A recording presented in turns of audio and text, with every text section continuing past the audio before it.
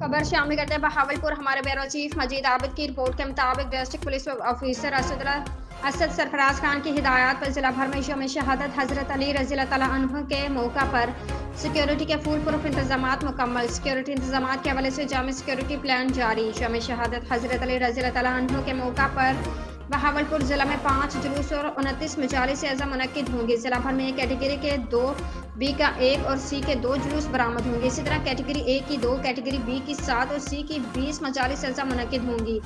जुलूस मजालिस में 1000 से ज़ायद पुलिस अफसरान, जवान और वॉलंटियर्स ड्यूटी के फ़राइज़ सर अंजाम देंगे। डिस्ट्रिक्ट पुलिस के हमरा डोरफोन force, eagle squad, special branch और एलियट फोर्स भी सिक्योरिटी के फ़राइज़ सर अंजाम देंगी। यौम शहादत हजरत अली रज़ी अल्लाह तआला अन्हु के मौका पर सीसीटीवी कैमरे, ड्रोन कैमरे, chambers, sniffer dogs, walk through gates और खारदार तार और स्टील बैरियर्स का इस्तेमाल किया जाएगा। यौम शहादत हजरत अली रज़ी अल्लाह तआला अन्हु के तमाम जुलूस और मजालिस पर मुकर्ररा वक्त की पाबंदी यकीनी बनाई जाए।